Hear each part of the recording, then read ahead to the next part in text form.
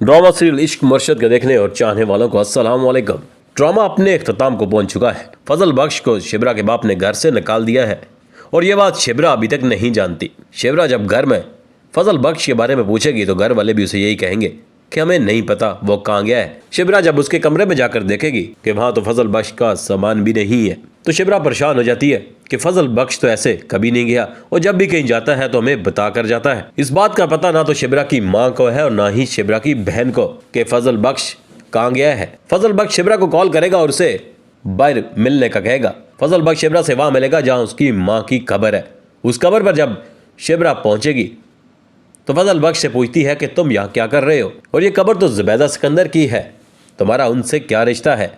तब फजल बख्श अपनी हकीकत शिबरा को बताएगा कि मैं फजल बख्श नहीं बल्कि शामिर हूँ, जिसकी तवक्को शायद शिबरा ने कभी ना की हो। फजल बख्श की हकीकत जानकर शिबरा को यकीन नहीं आएगा।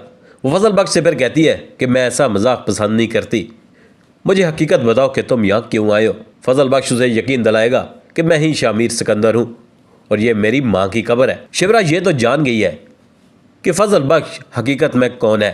तभी फजल बख्श उसे उसके घर से जाने का किस्सा भी सुनाएगा। तभी फजल बख्श शिबरा को यह कहेगा कि तुम्हारे बाप को यह पता चल गया है कि मैं तुम्हें पसंद करता हूँ और इसीलिए उन्होंने मुझे घर से निकाल दिया है। शिबरा ये कभी भी नहीं चाहेगी कि उसका बाप नाराज हो और वो फजल बख्श से शादी करे। शिबरा शामिर से कहती है कि कुछ भी हो जाए तुम्हें मेरे वालिद को मनाना पड़ेगा। शिबरा इस बात पर नाराज तो होगी कि फजल बख्श ने उससे झूठ बोला, लेकिन शामिर सिकंदर उसे मना लेगा। शिबरा जब घर आकर सुकैना को यह बात बताती है कि फजल बख्श शामिर सिकंदर है तो सुकैना उसे हकीकत बताएगी कि मैं ये पहले से जानती थी कि फजल बख्श ही शामिर सिकंदर है। तभी शिबरा और सुकैना ये प्लान बनाएंगी कि वो अपने बाप को कैसे एतमाद में लें, उन्हें हकीकत कैसे बताएं। तो सुकैना शिबरा से कहती है कि तुम पहले इकरार करो कि तुम फजल बख्श से मोहब्बत करती हो ताकि हमारे लिए एक रास्ता खुल जाए, तो फिर हम साथ फजल बख्श की हकीकत भी घर वालों को बता देंगे। शिबरा सुकैना से यह भी कहती है कि मैं उस शख्स से मोहब्बत कर बैठी हूँ जिसके बाप से मुझे नफरत है। तो सुकैना शिबरा को यह कहती है कि ऐसा सोचना भी ना, अगर तुमने शामिर को छोड़ दिया वो तुम्हारे बगैर नहीं जी सकेगा क्योंकि वो तुमसे बेइंतहा मोहब्बत करता है। मैरीन के दिमाग में भी ये चल रहा है कि शिबरा तो दाऊद अली खान को पसंद नहीं करती, वो तो उनसे नफरत करती है, तो ये कैसे हो सकता है कि वो सच जानने के बाद शामिर से मोहब्बत करेगी या उससे शादी। मैरीन इसी बात का यकीन दाऊद अली खान को भी दिलाती है कि आप बेफिक्र हो जाएं, शामिर और शिबरा की कहानी ख़त्म होने वाली है और शामिर वही करेगा जो उसे मैं कहूँगी। लेकिन वो ये नहीं जानती कि शामिर उससे ये शर्त जीत जाएगा क्योंकि शिबरा सच जानने के बाद फजल बख्श को माफ़ कर देगी। अब कहानी में नया ट्विस्ट यहाँ आएगा कि शामिर का बाप इस शादी के लिए राज़ी हो जाएगा।